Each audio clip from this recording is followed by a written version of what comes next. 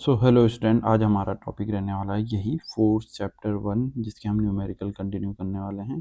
Question number 5 तक मैंने ये कर दिए थे और हम इससे आगे के कुछ क्वेश्चंस के न्यूमेरिकल करने की कोशिश करेंगे और हो सके मैं आपको इनके बीच बीच में जो चैप्टर से रिलेटेड इम्पोर्टेंट टॉपिक हैं वो भी कवर कराता चलूँ साथ साथ में।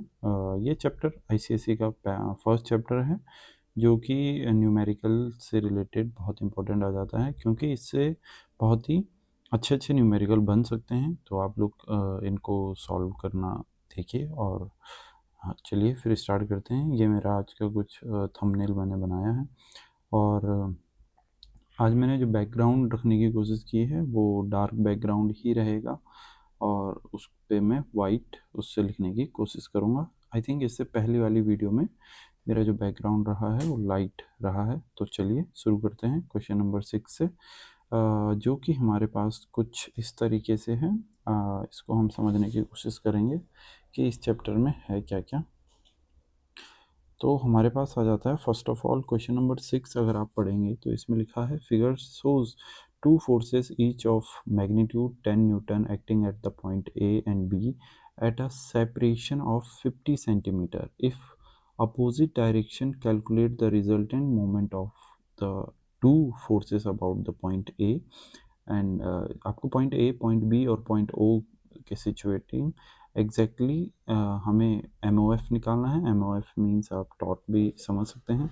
तो सबसे पहले हमको करना क्या है, इसमें हमारे पास जो दिया है उसके बारे में हम समझ लेते हैं। क्वेश्चन नंबर 6 में हमारे पास दिया क्या क्या गया है। तो क्वेश्चन नंबर 6 को अगर आप देखेंगे तो इसका कुछ डायग्राम इस तरीके से है कि 10 न्यूटन का फोर्स इस डायरेक्शन में लग रहा है। अब ये मान के चलिए ये डायरेक्शन को रिप्रेजेंट कर रहा है, ठीक है। और ये 10 न्यूटन का फोर्स हमारे पास इस डायरेक्शन में लग रहा है, जिसमें ये हमारे पास ए पॉइंट है और ये बी पॉइंट है।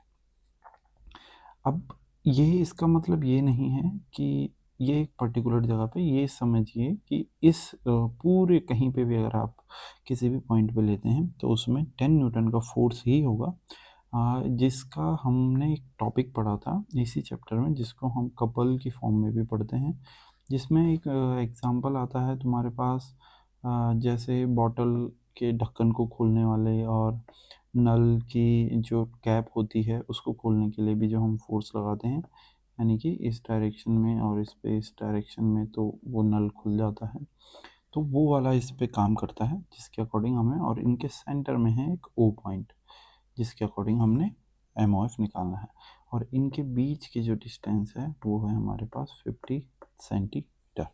तो चलिए पहले हम ए पॉइंट के अकॉर्डिंग निकाल लेते हैं। फर्स्ट है हमारे पास, हमें ए पॉइंट के अकॉर्डिंग निकालना है एम ओ एफ। तो अगर ए पॉइंट के अकॉर्डिंग एम ओ एफ देखा जाए तो ये कैसे निकल सकता है। तो हमको डायरेक्ट कुछ नहीं करना है, ए और बी की डायरेक्शन देखनी है कि ए और बी की डायरेक्शन आपस में कितनी डिस्टेंस पे है। तो अगर मैं इसमें डिस्टेंस की बात करूं तो इसमें डिस्टेंस कितनी रहने वाली है, ये है 50 सेंटीमीटर, जिसको हमें फर्स्ट ऑफ ऑल कन्वर्ट करना पड़ेगा मीटर में। तो जैसा कि आपको पता होगा 1 मीटर में 100 सेंटीमीटर होते हैं। तो अगर हमें 50 सेंटीमीटर को किस में डिवाइड करना है, मीटर में डिवाइड करना है, तो हमें इसे 100 से डिवाइड देना होगा। तो 100 से जैसे ही हम इसको डिवाइड देंगे तो ये हमारे पास आ जाएगा 0.5 या 0.50 मीटर, ठीक है। ये हमारा 0.5 मीटर में कन्वर्ट हो जाएगा। अब हम इसको जैसे ही इससे एम ओ एफ निकालने की कोशिश करेंगे तो एम ओ एफ हमारे पास डायरेक्ट आ जाएगा। इसका मोमेंट ऑफ फोर्स होता है एम ओ एफ का मीनिंग, जिसमें एफ इंटू परपेंडिकुलर डिस्टेंस होता है। परपेंडिकुलर डिस्टेंस अगर आप बी और इन दोनों के बीच की देखोगे तो वो है हमारे पास 0.5 मीटर। अच्छा, ज़ीरो को इसमें हम नेग्लिजिबल भी मान सकते हैं, कोई बड़ी बात नहीं है, ओके। तो फोर्स को हम ले लेते हैं 10 न्यूटन, इसको ले लेते हैं 0.5। जैसे ही आप इसका मल्टीप्लाई करेंगे तो ये हमारे पास आ जाएगा 5 न्यूटन मीटर या 5.0 न्यूटन मीटर, अगर आप ज़ीरो को मान के चलते हैं, न्यूटन मीटर। और अगर ए की बात करेंगे तो आप देखेंगे ये डायरेक्शन है क्लॉकवाइज, तो ये हमारे पास जो एम एफ होगा ये होगा क्लॉकवाइज, ओके। दूसरा हमको बी के अकॉर्डिंग निकालना है। बी के अकॉर्डिंग भी सेम एम ओ एफ वही रहेगा, और फोर्स भी हमारे पास 10 न्यूटन का ही है और जो डायरेक्शन है 0.5 मीटर, तो ये भी हमारे पास 5 न्यूटन मीटर ही आएगा और इसकी डायरेक्शन भी होगी क्लॉक वाइज। तो इसको कुछ इस तरीके से हम सॉल्व करने की कोशिश करेंगे। और इसके बाद आ जाता है हमारे पास थर्ड पॉइंट जो हमने निकालना है ओ के अकॉर्डिंग, कि ओ के अकॉर्डिंग ये कहाँ पे होगा। तो ओ के अकॉर्डिंग अगर हम ओ पॉइंट के अकॉर्डिंग निकालते हैं तो ओ पॉइंट में इसमें दिया गया है कि ओ हमारा जो है वो मिड पॉइंट है इन दोनों के बीच की डिस्टेंस का। तो मिड पॉइंट मीन्स अगर ये 50 सेंटीमीटर पे थे तो ये अब 25 सेंटीमीटर पे है जो ओ पॉइंट है, और 25 सेंटीमीटर को आप मीटर में कन्वर्ट करेंगे तो ये सेम 0.25 मीटर आ जाएगा। तो इसको हम सॉल्व करेंगे, इसके अकॉर्डिंग हमको निकालना होगा। तो वही सेम MOF हो जाएगा हमारे पास F इंटू परपेंडिकुलर डिस्टेंस, और ये हमारे पास F है 10 न्यूटन का ही फोर्स है बोथ साइड। और अगर हम इसमें मल्टीप्लाई कर दें 0.25 का तो ये आ जाएगा हमारे पास 2.5 न्यूटन मीटर, और ये भी होगा हमारे पास क्लॉकवाइज, क्योंकि आप जब देखेंगे इसमें तो ओवरऑल दोनों फोर्सेस की जो डायरेक्शन है वो हमारे पास है क्लॉकवाइज डायरेक्शन में। तो total moment of both forces देखिए, ये हम मान के चल सकते हैं कि ये ए पॉइंट अप्लाई कर रहा है इस पे, और बी पॉइंट का अगर हमें निकालना है तो बी भी सेम ही है तो वो भी 2.5 ही निकालेगा। और अगर हमको टोटल MOF निकालना है, टोटल MOF, तो वो हो जाएगा हमारे पास ए पॉइंट के according MOF plus B point के अकॉर्डिंग MOF, जो कि होगा हमारे पास 2.5 प्लस 2.5, और इनको जब हम ऐड करेंगे तो ये हमारे पास आ जाएगा 5 न्यूटन मीटर क्लॉकवाइज डायरेक्शन में फोर्स लगने वाला है। उस ओ के चारों तरफ जो फोर्स लगने वाला है या MOF जो लगने वाला है वो होगा हमारे पास 5 न्यूटन मीटर। तो क्वेश्चन नंबर 7 को देख लेते हैं। क्वेश्चन नंबर 7 में क्या क्या है इसको सॉल्व कर लेते हैं। क्वेश्चन नंबर 7 में क्या क्या है, इसमें आपको पास दिया गया है कि कोई स्टीयरिंग व्हील है, देखते हैं, हाँ बन गया है। इस पे हम इसको एंटी क्लॉकवाइज डायरेक्शन में घुमाने की कोशिश कर रहे हैं, जिसमें हमने जो फोर्स अप्लाई किया है वो 5 न्यूटन का इस और इस डायरेक्शन में। अब देखिए अगर मैं इसको ऊपर कर लेता हूँ तो ये दोनों एक ही डायरेक्शन में, मतलब ये समझिए आप, ये अपोजिट डायरेक्शन में हो जाएगा, ये हमारा हो जाएगा। अगर मैं इस तरफ करता हूँ इसको भी इस तरफ करता हूँ तो ये जो स्टीयरिंग व्हील है ये घूम नहीं पाएगा, जैसे कि आपको पता होगा। तो हमें क्या करना पड़ेगा, इसको एक ही डायरेक्शन में घुमाना पड़ेगा। तो ये मैं मान के चलता हूँ 5 न्यूटन, क्वेश्चन में दे रखा है आपको 5 न्यूटन मीटर का टॉर्क इस डायरेक्शन में लग रहा है और 5 न्यूटन मीटर का टॉर्क दोनों हाथों से आप घुमाने की कोशिश कर रहे हैं। और इस सॉरी जो स्टीयरिंग व्हील है इसके जो डायामीटर है वो है हमारे पास 0.5 मीटर। और आपने क्या बताना है, चलिए क्वेश्चन पढ़ देता हूँ मैं आपके लिए। Question 7, a steering wheel of diameter 0.5 metre is rotating anti-clockwise by applying two forces each of magnitude 5 Newton. Draw a diagram to show the application of forces and calculate the moment of force applied. अब आपने diagram तो बना दिया है, अब आपको इसमें बताना है calculate the moment of force applied. आपको MOF बताना है कि MOF कितना लग रहा है इसकी दोनों साइड, या आप मान के चल सकते हैं पॉइंट ए पे कितने का फोर्स लग रहा है। तो MOF हो जाएगा हमारा MOF कपल के लिए आपने ये कपल से रिलेटेड क्वेश्चन है, तो MOF ऑफ कपल के लिए आप फॉर्मूला भी याद कर सकते हैं जो होता है हमारा F इंटू कपल आर्म। अब कपल आर्म क्या होती है भैया, कपल आर्म होती है इनके बीच की परपेंडिकुलर डिस्टेंस, दोनों फोर्सेस के बीच की। तो वो है हमारे पास जैसे 5 न्यूटन का फोर्स तो ईच साइड लग रहा है और हमारे पास है 0.5। जब आप इसका मल्टीप्लाई करेंगे तो ये आ जाएगा हमारे पास 2.5 न्यूटन मीटर। बस इतना ही इसका आंसर है और इतने से ही हमारा ये सॉल्यूशन निकल जाएगा। कपल ये इंपॉर्टेंट है, इसको आप ज़रूर याद करने की कोशिश करें। कपल आर्म जहाँ पे भी आपको क्वेश्चन मिलेगा उससे रिलेटेड ये ज़रूर याद कर लीजिएगा, ये फॉर्मूला है MOF का। ओके, चलिए अब हम आगे बढ़ते हैं अपने नेक्स्ट क्वेश्चन पे, जो हमारा रहने वाला है क्वेश्चन नंबर 8 तो एक बार मैं पढ़ देता हूँ आपके लिए। क्वेश्चन नंबर 8 इसमें क्या हो रहा है, क्वेश्चन नंबर 8 को, a uniform meter rule is pivoted at its midpoint, a weight of 50 gf is suspended at one end of it where a weight of 100 gf should be suspended to keep the rule horizontal। अच्छा, अब मैं आपको ये बता दूं, इस chapter से related अगर कोई इम्पोर्टेंट क्वेश्चन है तो ये क्वेश्चन सबसे ज़्यादा इम्पोर्टेंट है, जो बार बार आपके पास एग्ज़ाम में पूछा जाता है। अब आप इसको इस तरीके से समझ सकते हैं कि ये कोई मीटर रूल है, और मीटर रूल का मतलब होता है कि वह जो रूल है वो कम्प्लीटली 1 मीटर का है। तो अगर हम इसको सेंटीमीटर में डिवाइड करते हैं तो यहाँ पे 0 होगा और यहाँ पे 100 सेंटीमीटर का मार्क होगा उस रूल पे। और अब हमको ये भी कहा गया है कि इसको बैलेंस किया गया है मिड पॉइंट पे, यानी कि ये जो फलक्रम होगा ये हमारा लगा हुआ होगा 50 सेंटीमीटर के मार्क पे। इतना आपको पहले ध्यान में रख लेना है। अभी इसमें कहा गया है weight of 50 GF is suspended at one and.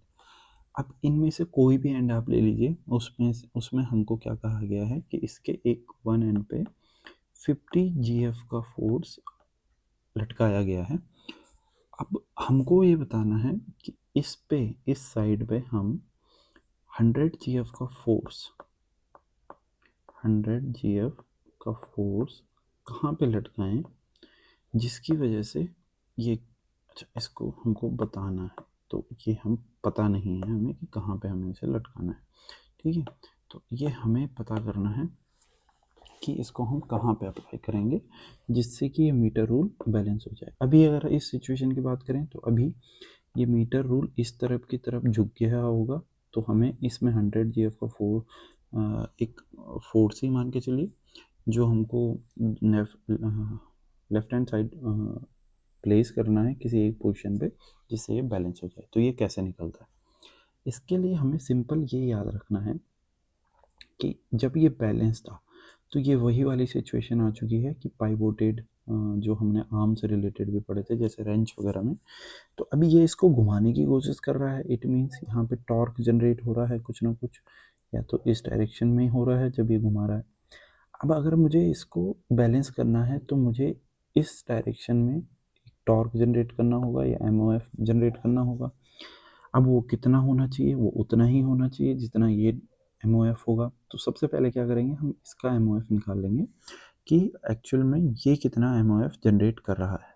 तो अब अगर मैं इनको पॉइंट वाइज रख लेता हूँ तो ए के अकॉर्डिंग एमओएफ, बी के अकॉर्डिंग एमओएफ के इक्वल होना चाहिए, तभी ये बैलेंस रहेगा।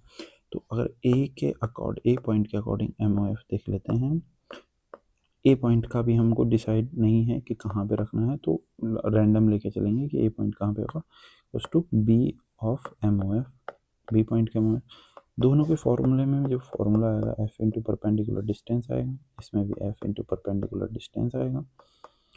तो इसमें आप फोर्स हमें पता है जो कि है 100 GF का, परपेंडिकुलर डिस्टेंस हमें पता नहीं है।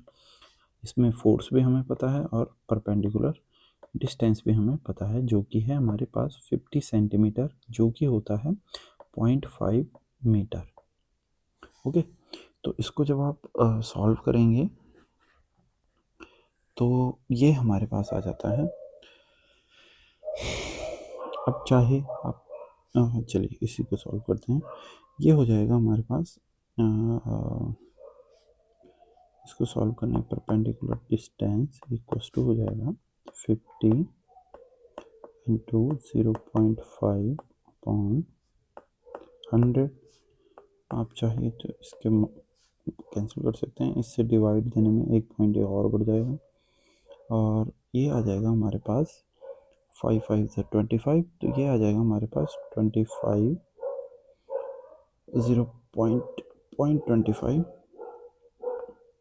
ठीक है, 10 से डिवाइड देने पे ये पॉइंट यहाँ पे आ जाएगा और फिर 0.05 के साथ अगर 5 को मल्टीप्लाई करेंगे तो ये 25 आ जाता है, जो कि होगा हमारे पास 25 मीटर।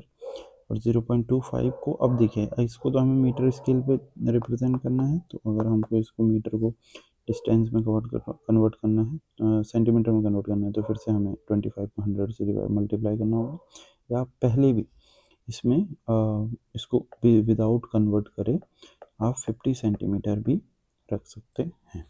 ओके, उससे भी सॉल्व हो जाएगा।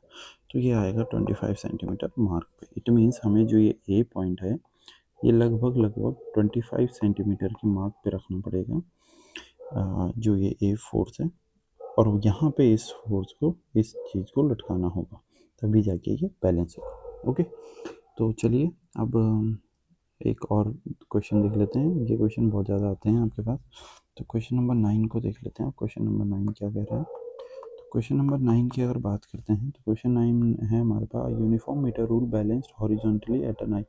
अच्छा, ये क्वेश्चन मैंने बहुत एग्जामों में देख लिया है। इसको आपने ध्यान से पढ़ना है और ध्यान से समझना है इसके कॉन्सेप्ट को कि ये क्या है, और इस न्यूमेरिकल से रिलेटेड आपके पास बहुत से क्वेश्चन आते हैं और ये बोर्ड का फेवरेट क्वेश्चन है। तो इसको ध्यान से सुन लीजिए, फिर मैं इसको एक्सप्लेन करने की कोशिश करता हूँ।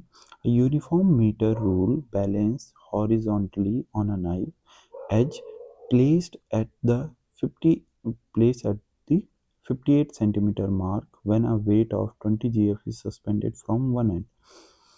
अच्छा, इसको ऐसे समझिए कि कोई एक मीटर रूल है। मीटर रूल वही समझ लीजिए 0 100 सेंटीमीटर तक इस पे लिखा हुआ होगा हर जगह। 58 सेंटीमीटर पे हमने इस पे क्या कर रखा है, एक नाइफ को प्लेस कर रखा है। नाइफ आप अपने अकॉर्डिंग बना के चल सकते हैं, या आप इसको नॉर्मली फलक्रम भी ले सकते हैं। ठीक है, ये हमारा जो है ये है 58 सेंटीमीटर मार्क पे। वो भी कब? जब हमने इसको सिंपली ये समझिए कि जब हमने इसके एक एंड पे क्या कर रखा है, 20 GF का वेट लटकाया हुआ है या कैरी करा हुआ है। अब कई बार ना बच्चे इस क्वेश्चन में कंफ्यूज हो जाते हैं कि वो किस साइड होगा, 20 GF का फोर्स होगा किस साइड। अच्छा, नॉर्मली आप ये समझिए कि अगर ये सेंटर पे बैलेंस्ड होता, ये जो मीटर रूल है, नॉर्मली कोई भी मीटर रूल जो होता है वो अपने सेंटर पे बैलेंस होता है। अब मैं इसके यहाँ पे एक चीज़ लटकाया, एक वेट मैंने इस पे लटकाया है 20 GF का, तो होगा क्या उस सिचुएशन में? होगा ये कि ये इस तरीके से इस तरफ झुक जाएगा जैसे ही इस पे 20 GF का फोर्स होगा। अब आप बताइए, आप इस फलक्रम को इस साइड ले जाने की कोशिश करेंगे या इस साइड ले जाने की कोशिश करेंगे जिससे ये बैलेंस हो जाए?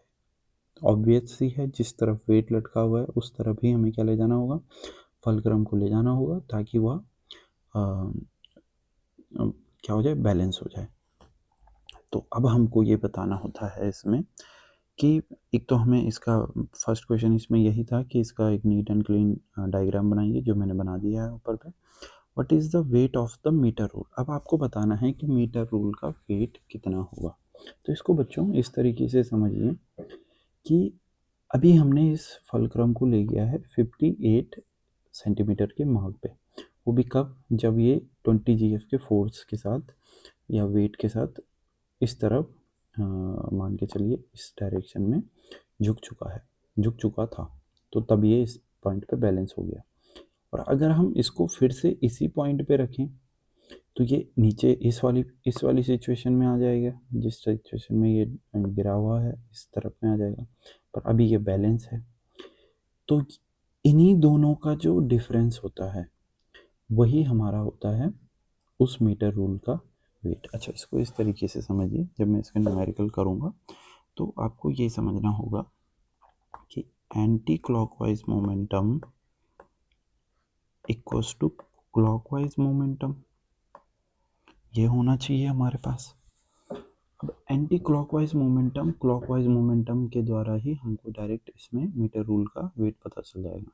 तो इसको इस तरीके से समझिए कि ये जो यहाँ से अगर ये सेंटर पे होता तो इसके बीच की डिस्टेंस कितनी होती? तो इसके बीच की डिस्टेंस होती, फोर्स तो हमें निकालना है, तो इनटू परपेंडिकुलर डिस्टेंस हो जाती 58 माइनस 50, और ये हमारे पास आ जाएगा कि ये कितने से कितने के बीच में, इनके बीच की डिस्टेंस कितनी है। तो ये हमारी परपेंडिकुलर डिस्टेंस वो 100 मीटर के मार्क पर लटका हुआ है, तो वो हो जाएगा हमारा F2, या F2 इसमें वेट जो होगा वही फोर्स हो जाएगा, तो 20 इंटू 100 माइनस 58, इसके बीच की डिस्टेंस कितनी? पास, यही इसमें कॉन्सेप्ट यूज़ होता है और डायरेक्ट हमारा उसका वेट निकल जाएगा। और ये इसमें एफ जो होगा वो वेट बताएगा, क्योंकि जब मीटर रूल वाला हम यूज़ करते हैं तो उसमें हमारा जो वेट होता है, देखिए वेट होता क्या है, वेट होता है F into force into displacement, और इससे ही हम डायरेक्टली जो वेट होता है उसको फोर्स में कन्वर्ट कर देते हैं। अगर आप एफ इक्वल निकालोगे तो डब्ल्यू अपन एस हो जाएगा, और डिस्प्लेसमेंट के लिए हम जी एफ यूज़ कर लेते हैं इसमें डायरेक्ट। तो इसको कुछ इस तरीके से समझे, डब्ल्यू हमारा हो जाएगा, इसमें हमने डब्ल्यू निकालना, ये हो जाएगा 50 माइनस 8 आ जाएगा हमारे पास, और ये आ जाएगा 20 इंटू हमारे पास 42। अब इसको सॉल्व करने के लिए आप डब्ल्यू इक्वल टू 20 इंटू 42/8 कर सकते हैं। अगर आप इसको 8 से डिवाइड देते हैं तो 8 से आप करके देख सकते हैं कि कौन सा शॉर्ट हो रहा है। तो अगर मैं इसको 4 से काट दूं और इसको 10 से काट देते हैं, और इसको काट देते हैं 2 से, और इसको काट देते हैं 21 से, तो 5 से, और ये 1 से कट जाएगा। ठीक, तो 21 5 से होता है 105। तो इसमें आ जाएगा हमारे पास एक 105 GF का मीटर रूल का वेट होगा। यही वेट ऑफ मीटर रूल होगा।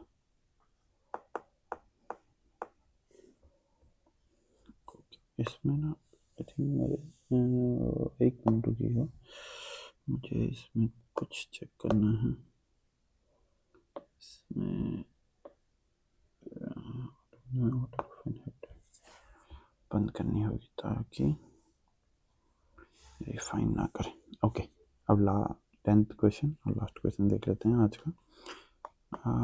मेनली मैं उसके बेस पे ही चलूँगा। अच्छा, इसमें आपके पास डायग्राम दे रखे हैं, ये सेम मीटर रूल है जिसमें हमारे पास प्रॉपर मीटर रूल बन रखा है, और 40 वेट ऑफ 40 देखिए इसमें डायग्राम बना हुआ था, तो इसमें इन्होंने फुलक्रम जो है 0 से उस पर रखा हुआ है, और 40 सेंटीमीटर मार्क पे इन्होंने 40 GF का फोर्स वेट कैरी कर रखा है। How can you balance the bar with the weight of 80 GF, और इस साइड बताया है कि हमें 80 GF रखना है कहीं पे भी। अब हम कहाँ पे रखेंगे इसको, ये हमको बताना, तो वही है। अगर हमको इसको बैलेंस करना है तो इसमें क्लॉकवाइज और anti clockwise movement of MOF को बैलेंस करना होगा। तो हम लिख सकते हैं LHS left hand side MOF equals to right hand side MOF of fulcrum. तो F to perpendicular distance, F into perpendicular distance हो जाएगा। इधर हो जाएगा हमारे पास परपेंडिकुलर डिस्टेंस है 40 सेंटीमीटर और फोर्स है 40। इधर हो जाएगा फोर्स हमको दे रखा है जो कि है हमारे पास 80 GF, और परपेंडिकुलर डिस्टेंस हमें पता नहीं, तो 40 इंटू 40/80 इक्वल्स टू हो जाएगा परपेंडिकुलर 42 ज़ा 80 और 220 आ जाएगा। तो ये 20 सेंटीमीटर मार्क पे हमें क्या रखना होगा, इसको रखना होगा परपेंडिकुलर डिस्टेंस। तो ये हमारी हो जाएगी 20 सेंटीमीटर राइट में। ये हम रखेंगे इसको 20 centimetre mark on right side, इस जगह हमें इसको रखना होगा। चलिए आज के लिए काफ़ी, फिर मिलते हैं इसके नेक्स्ट क्वेश्चंस के साथ, और उनको भी हम सॉल्व करने की कोशिश करेंगे। ओके।